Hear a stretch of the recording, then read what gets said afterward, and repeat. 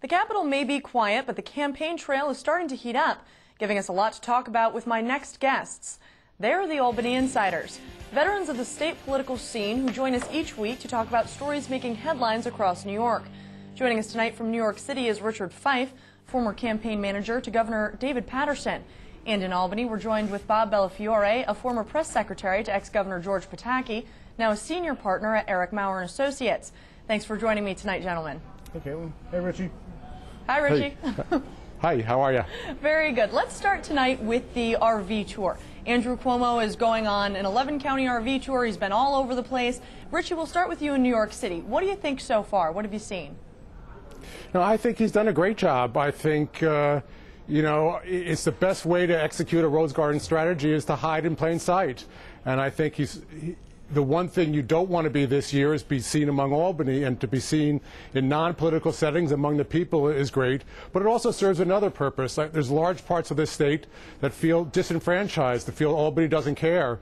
And Andrew reaching out to those people, going to their towns and places who rarely see a governor, serves a real purpose of bringing the state together and put it in position to do something when he becomes governor. Now, when you said Rose Garden strategy, Bob was nodding his head back here in Albany. What do you think about that? Oh, it's exactly right. It's you know, I couldn't put it any better than Richie did. You do a Rose Garden strategy in plain sight.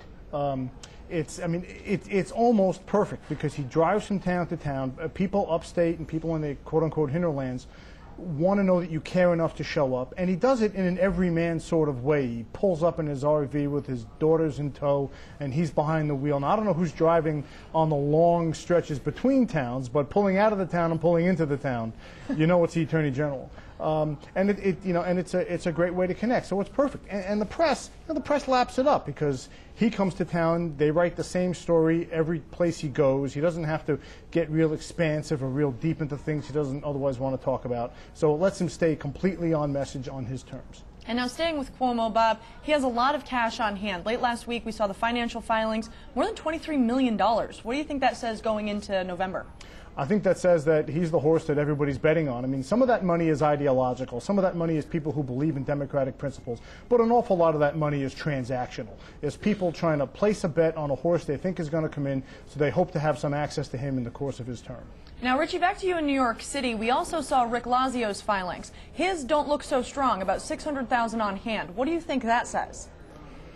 Well, far be it for me to criticize someone who spends all their money on consultants, but that is not the way to win an election.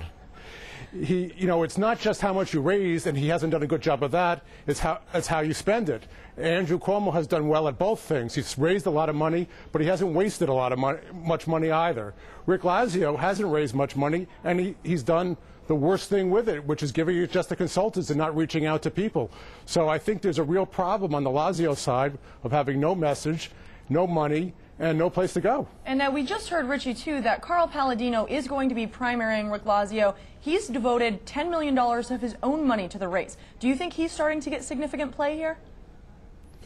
Well, I mean, obviously, Carl Palladino has his own problems to overcome, and his emails and everything else, and we'll have to see. But you know, having the ability to get your message on TV, to control your message the way you want it sent out there is a big advantage. And him having that kind of money to put on TV, and Rick Lazio having no money is a problem for Rick Lazio. Well, Caitlin, I think what Lazio's numbers tell you is that Carl Palladino could be the Republican nominee in November, you know, after a September primary.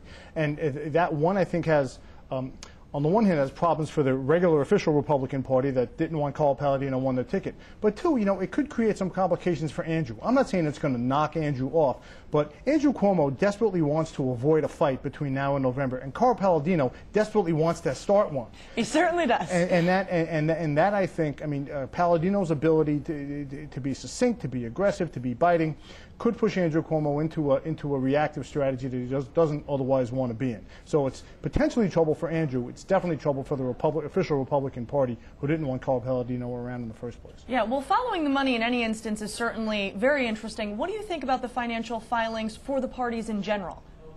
Again, I think it shows. I mean, New York is a very heavily Democratic state. Democrats right now control every lever of power in state government, and I think that money is a bet on the incumbency of the Democratic Party. Richie, what did you think about the financial filings for the Attorney General candidate? Some of them stacking up some pretty serious dough. No, I think you see among the Democrats a field of 5 candidates, of very strong candidates, who are aggressively raising money, aggressively getting the message out. And I think it's a tight race that's going to be interesting to watch. But Bob, what about the GOP candidate, Dan Donovan? What do you think about his numbers so far? Well, I mean, I think I'll confess, I haven't seen his numbers. What are his numbers? He's raising about $100,000 a week, his spokesperson told me, so pretty big numbers there. You know, I mean, I think what you're seeing is that that's an open seat, that they feel, that the Republicans feel like they can take advantage of the fact that there are 5 Democrats going for it and, you know, no clear winner, and that Republicans might have an in on that seat and also on the state controller's race. Yeah, the state controller's race is also interesting. Richie, do you have a comment on that? Yeah, I mean, this $100,000 a week, and he's only been raising for 6 weeks, is kind of a cop-out. I mean, it doesn't matter when you started. Your primary day is at 8 weeks from now, and Election Day is 16 weeks from now, and just because you started late, they're not going to give you more time to raise money. And he hasn't proven, as a candidate for DA in Staten Island or as a candidate for Attorney General for the state, that he can raise money, that he has the will to raise money or the contacts to raise money, and I think he has a real problem. And I think the Democrats coming out of this primary, whoever wins is going to get a big lift and a big momentum out of it, and it's going to be hard for Mr. Donovan to catch up. Well, Republicans are going to have trouble anyway, because if Democrats come out and vote, they'll win because of their almost 2-to-1 enrollment edge. So any Republican candidate, even a guy like Harry Wilson, who has a case to make against Tom DiNapoli, and Tom DiNapoli, I think even the Democrats would acknowledge, is not their strongest candidate. If Democrats come out and vote in a block, a Republican will have a very hard time winning statewide. Well, let's switch to that comptroller's race. That's one of the more interesting to watch statewide, and Harry Wilson certainly does have a lot of money. Tom DiNapoli is almost playing catch-up at this point. Well, you know, Tom's at a disadvantage. I mean, he's sort of the incumbent in a way, but he's never run statewide. He's only run in one small assembly district on Long Island. He's very well liked among Democrats, among Republicans. I mean, he's as likable guy as you will ever find in public office. But he's not real aggressive. He's not an aggressive fundraiser. He's never liked raising money. I mean, and I think a lot of politicians will agree it's the least tasteful part of their job, even though it keeps consultants in business. You know, I think for Tom, it puts him in a funny position. And you know, he's been part of the Albany culture for more than 2 decades, and right now the Albany culture is the universal bad guy. Well, you've got a point there. Richie, what do you think about Harry Wilson's chances versus Comptroller Tom DiNapoli? Well, I think it's a stretch in any way to say a Democrat in New York State is playing catch-up. As we've said over and over, the Democrats have a big advantage in the state, and I think he starts with a big advantage. I also think he's done Tom DiNapoli has done a very good job on the budget of being out front, of being a voice for reason, of where we are, what we need to do to get our books in order. And I think, you know, he's 20 points ahead in the polls, and I think in a good position as any Democrat is to win. Well, you talk about the dysfunction in Albany, how Tom DiNapoli has been cracking the whip on the state Senate. What do you think about that situation right now, Richie? When do you think we're going to see him back, and when are we going to see some action there?